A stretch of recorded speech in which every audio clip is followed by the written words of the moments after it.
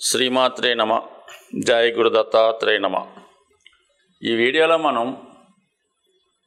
July 1వ తారీఖు నుంచి డిసెంబర్ 31వ తారీఖు మధ్యలో జరిగే సుమారుగా ఒక అర్ధ సంవత్సర ఫలితాలు 2024లో రెండవ భాగం ఏ విధంగా జాతకుడికి ఉండబోతుంది.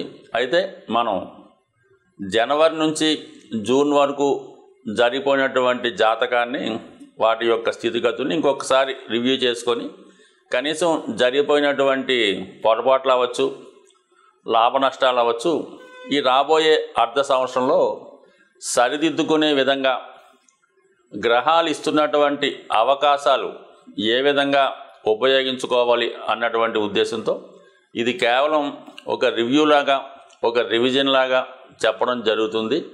రాబోయే జూలై నుంచి డిసెంబర్ మధ్యలో జరగబోయే అర్ధ సంవత్సర ఫలితాలు.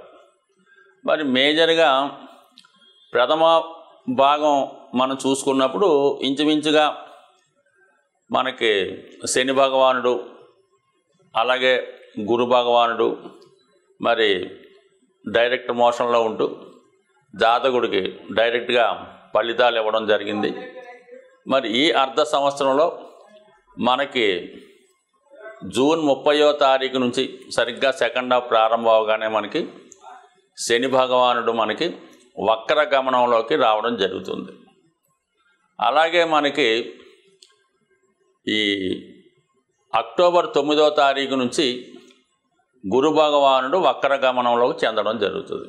అయితే ఈ వక్ర గమనం చెందడం వల్ల మరి జాతకులకు వచ్చే ఉపయోగం ఏంటి, గ్రహాలకి ఏ విధమైనటువంటి స్వాతంత్రం వస్తుంది అన్న విషయాన్ని గమనిస్తే వృషభ రాశి వారికి ఈ అర్ధ సంవత్సర ఫలితాలు గమనించడంలో గురుగ్రహం ఇంచుమించుగా ఈ రాబోయే 6 నెలలు కూడా వృషభ రాశి అందే సంచరిస్తూ అక్టోబర్ 9 నుంచి ఫిబ్రవరి 4 వరకు వక్ర గమనంలోకి రావడం జరిగింది. అయితే ఈ గురువు మనకి వక్ర గమనంలో వచ్చి మేషరాశిలో ఉన్న ఫలితాలు కూడా ఇవ్వడం జరుగుతుంది. సో మనం బాగా ఆలోచించినప్పుడు మొదటి 3 నెలలు అంటే జూలై, ఆగస్టు, సెప్టెంబరు, అక్టోబర్ 9 వరకు రాశి అందే సంచరిస్తూ ఒక విధంగా జాతకుడికి మంచి ఫలితాలు ఇవ్వడమే జరుగుతూ ఉంటుంది.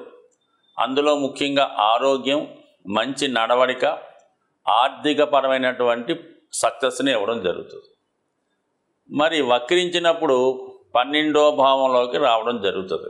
అంటే మరి కారణం ఏంటంటే గురువు 12వ భావంలోకి వచ్చినప్పుడు తన కారకత్వాలైనటువంటి అన్ని ఫలితాలు జాతకుడికి ఇవ్వడం జరుగుతుంది అన్నమాట. అంటే 12వ స్థానం అన్నది వ్యయస్థానం కాబట్టి శుభగ్రహాలు వ్యయంలోకి వచ్చినప్పుడు ఖచ్చితంగా ఆ భావ ఫలితాలు, ఆ కారకత్వ ఫలితాలు ఇవ్వడం జరుగుతుంది. ముఖ్యంగా సంతానానికి సంబంధించిన విషయాలు అక్టోబర్ 9 తర్వాత మరి సంతానం కొరకు ప్రయత్నం చేస్తున్న వారికి ఖచ్చితంగా సంతాన యోగం కలిగే అవకాశం ఉంటుంది. దాని తర్వాత ఏంటంటే ఉన్నత విద్యా అవకాశాలు, ఖచ్చితంగా పీజీ లాంటి కోర్సులు చేద్దాం అనుకున్నా, వైద్య వృత్తి సంబంధించినటువంటి కోర్సులు కానీ, వెటర్నరీ, అగ్రికల్చర్ సంబంధించినటువంటి వృత్తుల్లో ఎక్కువగా వృషభ రాశి వారికి అవకాశం ఉంటుంది. కాబట్టి వారికి మరి వారి విద్య సంపూర్ణంగా పూర్తి చేయడం కానీ, పోస్ట్ గ్రాడ్యుయేషన్ లాంటి ప్రయత్నం చేయడం కానీ కంపల్సరీగా అనుకూలంగా ఉంటుంది. అయితే మనకి ఈ గురువు ఈ ఇంచుమించుగా ఈ 6 నెలలు మంచి సంస్కారాన్ని, మంచి ఆరోగ్యాన్ని ఇవ్వడం జరుగుతుంది. అక్కడ నుంచి 5వ స్థానాన్ని వీక్షించడం వల్ల ఇది స్పెక్యులేషన్ వారికి చాలా వరకు కొంత మంచి ఆలోచనలు అవి వస్తాయి, కానీ అవి అంత అడ్వైజబుల్ కాదు. ఎట్టి పరిస్థితుల్లో కూడా వృషభ రాశి వారికి స్పెక్యులేషన్ అన్నది కలిసి రాదు. అంటే షేర్ మార్కెట్ కానీ, జోదం కానీ, పందాలు కానీ కలిసి రావన్నమాట. ఎందుకంటే ఈ రాష్ట్రాధిపతిగా ఉన్నటువంటి శుక్రుడు 5వ స్థానం అయినటువంటి కన్యా రాశిలో నీచపడి ఉంటాడు. ఆ కారణం వల్ల ఏంటంటే ఈ జాతకులకి శుక్రుని కారకత్వాలు పెద్దగా రాణించలేకపోతుంటాం 5వ స్థానానికి సంబంధించి. చాలామందికి ప్రథమ సంతానం కలిగిన తర్వాత ఇబ్బందులు రావడం కానీ, ప్రథమ సంతానంతో విభేదాలు రావడం కానీ జరుగుతూ ఉంటాయి. సో అలాగే 99% ఫస్ట్ లవ్ అఫేరు ఫెయిల్యూర్ అవుతూ ఉంటుంది. అది ఎవరైతే మొదటగా ఇష్టపడుతుంటారో ఆ వివాహం అన్నది ఇంచుమించుగా లవ్ మ్యారేజ్ అన్నది ఈ వృషభ రాశి వారికి సక్సెస్ అవ్వదు. ఒకవేళ సక్సెస్ అయినా కూడా మరి నష్టపోవడం జరుగుతూ ఉంటుంది. ఎందుకంటే శుక్రుడు ఆ స్థానంలో వీక్గా ఉంటాడు.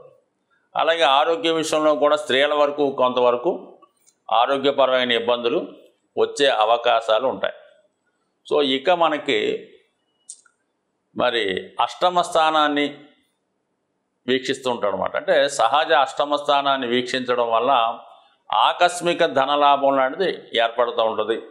అలాగే రహస్యంగా ఉన్నటువంటి ఏమైనా ఇబ్బందులు, మీరు రహస్యంగా ఉంచాలనుకున్న ఇబ్బందులు లాంటివి ఏమైనా ఉంటే అవి సైలెంట్గానే పరిష్కారం అయ్యే అవకాశాలు ఎక్కువగా మనకి కనబడుతూ ఉంటాయి. సో ఏదైనా ఒక మంచి ఉన్నత ఉద్యోగం కోసం ఎవరైతే ప్రయత్నం చేస్తూ ఉంటారో వాళ్ళకు కూడా మరి ఈ అక్టోబర్ తర్వాత అవకాశాలు వస్తాయి. ఓవరాల్గా ఈ గురుగ్రహం వీళ్ళకి గతంలో మీకు ఏమైనా ఫలితాలు ఇవ్వడంలో, ధన విషయంలో కానీ, సంతాన విషయంలో కానీ, విద్యా సంబంధించిన విషయాల్లో మీకు ఏవైనా ఇవ్వవలసి ఉంటే అది కంపల్సరీగా మరి ఈ సంవత్సరంలో మీకు అనుభవంలోకి రావడం జరుగుతుంటుంది. అంటే గురువు ఈ రాశి వారికి అష్టమ లాభాధిపతి.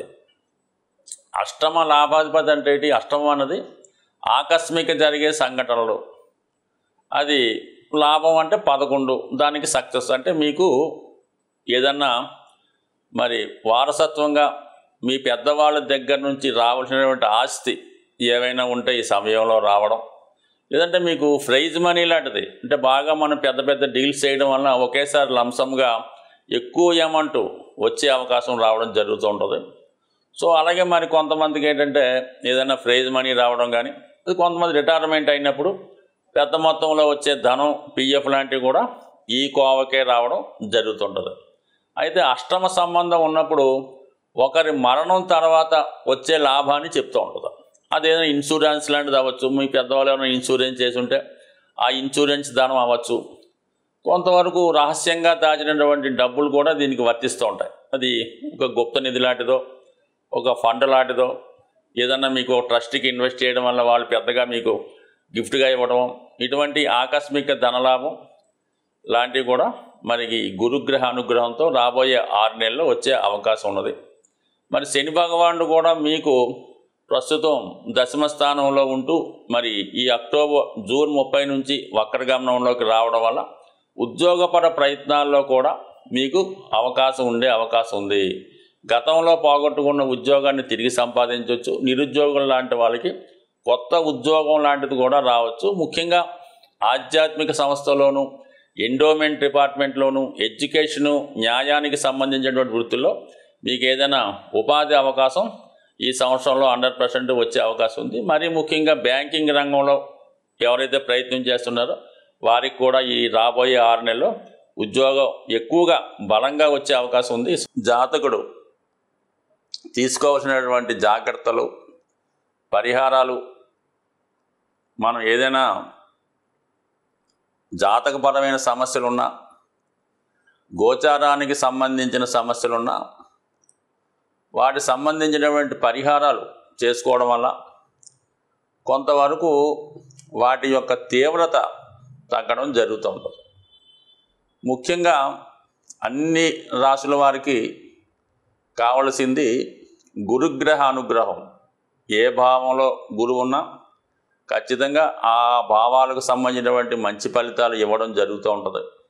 అయితే గురుగ్రహ అనుగ్రహం కోసం ఎప్పుడన్నా సరే మీరు గోవుల్ని సేవించడం వల్ల, ఎక్కువగా గురువు యొక్క ఆరాధన, అంటే మనకి ప్రత్యక్షంగా ఉన్నటువంటి మీకు విద్య నేర్పిన గురువు అవ్వచ్చు, ప్రస్తుతం మరి షిరిడి సాయిబాబా వారు, దత్తాత్రేయులు వారు, అలాగే వెంకయ్య స్వామి గారు, రాఘవేంద్ర స్వామి, ఇటువంటి వారికి దేవాలయాల్లో మరి అక్కడ దేవాలయాన్ని దర్శించి తగు విధంగా గురువుని సేవించడం చేయడం వల్ల జాతకంలో గురువు బలవంతుడై మీకు మిగతా గ్రహాలు కూడా అనుకూలించే ఫలితం ఇవ్వడం జరుగుతుంది. ఇంకా తీవ్ర ఇబ్బందుల్లో ఉన్నవాళ్ళు, ముఖ్యంగా అనారోగ్య సమస్య కానీ బాగా ఫైనాన్షియల్ స్ట్రగుల్ ఉన్నవాళ్ళు ఏం చేయాలంటే, వారు గోశాల దర్శించి ఆ గోశాలలో వీరు ఎంత బరువు ఉన్నారు చూసుకోండి. సుమారు ఒక 60 కేజీలు ఉంటాయి. ఒక 6 కేజీలు శనగలు మరి నానబెట్టిన కానీ వాటి ముడిసరుకు కానీ కొని ఆ గోశాలలో మీరు ఇవ్వాలంటే మీరు ఆవుకు ప్రత్యేకంగా పెట్టగలరు. మీ వెయిట్కి 10వ వంతు బరువు ఉన్నది ఇవ్వడం చేయడం వల్ల, లేదంటే ఎక్కువగా మీకు ఆర్థికపరమైన సమస్యలు ఉన్నాయి, ఏ విధంగా కూడా ముందుకు వెళ్ళడం లేదు, ఈ పెళ్లి సంబంధించిన సమస్యలు, స్థిరాస్తి గొడవలు ఇవన్నీ కూడా కామన్గా ఉంటాయి అందరికీ. వాళ్ళు ఏం చేయాలంటే, మీరు ఒక అరటిపళ్ళు గెల ఏదైనా కొద్దిగా మనం ప్రయాణం చేస్తే మరి రోడ్డు దాటిన తర్వాత కొద్ది రిమోట్ ఏరియాకి వెళ్తే ఎక్కువ కోతులు ఉండే ప్రాంతాలు వస్తుంటాయి. ప్రతి ఒక్క ఊర్లో కూడా చిన్న చిన్న అడవులు అవి ఉండడం వల్ల కోతులు ఉంటుంటాయి. ఆ కోతులకి రోడ్డు మీద కాకుండా సైడు ఈ అరటిపళ్ళు గెలం ఏ పండు ఆ పండు ఎరగొట్టి కోతులకి ఆహారంగా పెట్టడం. ఇంకా ఓపికన్న వాళ్ళు ఏదన్నా సరే అరటిపళ్ళతో పాటు ఈ మొక్కజొన్నలు అవ్వచ్చు, మామిడి పళ్ళు అవ్వచ్చు, ఏవైనా సరే మరి కోతులకి ఆహారం పెట్టడం వల్ల ఆర్థికపరమైన సమస్యలు ఏ సమస్యని ఇంకా నో డౌట్, ఇంకా మీరు కోతులకు ఆహారం పెడితే మీకు ఎంత క్లిష్టమైన సమస్య అయినా 100% పరిష్కారం అయ్యే అవకాశం ఉంటుంది. ఇక అలాగే శని భగవాన్ యొక్క అనుగ్రహం కావాలి. ఏలినాడు శని, అష్టమ శని, వక్ర శని అనేక రకాలు జరుగుతుంటాయి. ఎప్పుడన్నా సరే మీరు శని భగవాన్ అనుగ్రహం కావాలంటే కేవలం శనికి తైలాభిషేకం, అలాగే శివుడికి రుద్రాభిషేకం కామన్గా చేసుకోవచ్చు. కానీ ఫిజికల్గా కూడా మీరు కష్టపడవలసి ఉంటుంది. మాన్యువల్గా మీరు చేసుకోగలమంటే మీరు మాన్యువల్గా ఆ వర్క్ చేసుకోండి. ముఖ్యంగా ఎవరైతే నిరాశ్రులై ఉంటారో, వృద్ధులై ఉంటారో, రోగగ్రస్తులై ఉంటారో వాళ్ళకి మీకు తోచిన విధంగా సేవ చేయగలిగితే సేవ చేయండి. వాళ్ళు ఏదైనా రోడ్డు దాటడానికి అవసరమైతే సహాయపడండి. లేదంటే వారికి కప్పుకోనక దుప్పటి కానీ, తినడానికి మంచి ఆహారం కానీ, ముఖ్యంగా మెడిసిన్స్ వాళ్ళకి ఒక నెలకి 2 నెలలకు సరిపోయే మందులు ఇవ్వడం కూడా ఖచ్చితంగా మీకు శని భగవానుడు అనుగ్రహించే అవకాశం ఉంటుంది.